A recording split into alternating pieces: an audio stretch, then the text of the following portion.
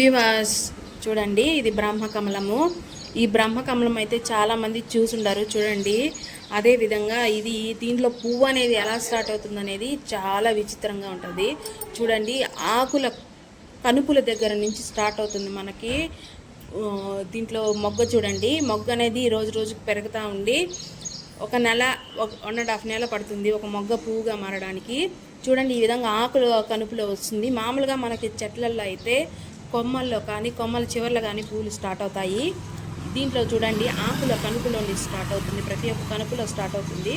కానీ బాగా దృఢంగా వచ్చే పువ్వు మాత్రమే, మొగ్గ మాత్రమే ఉండి బాగా పువ్వు పూస్తుంది.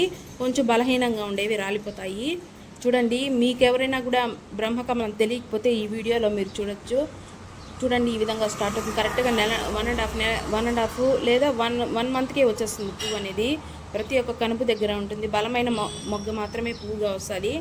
చూడండి, ఇది ఒక హాఫ్ ఆకు తీసుకొని పెడితే కూడా మీకు పువ్వు అనేది మొక్క అనేది స్టార్ట్ అయిపోతుంది.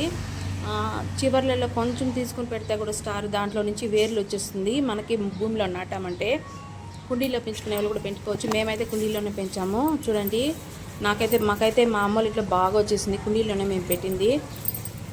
ఎవరైనా ఇది దొరికితే వెంటనే తెచ్చుకొని నాటుకుంది. చాలా మంచి మొక్క. పువ్వు పూసినప్పుడు దీన్ని పూజ చేస్తారు. పూజ చేసి ఇది దేవతా చెట్టు అనేసి అంటారు. నా వీడియో నచ్చినట్టయితే లైక్ చేయండి, షేర్ చేయండి, సబ్స్క్రైబ్ చేయండి. ఇలాంటి మంచి మంచి వీడియోస్ మీకు తెలియజేస్తూ ఉంటాను ఫ్రెండ్స్. Thank you.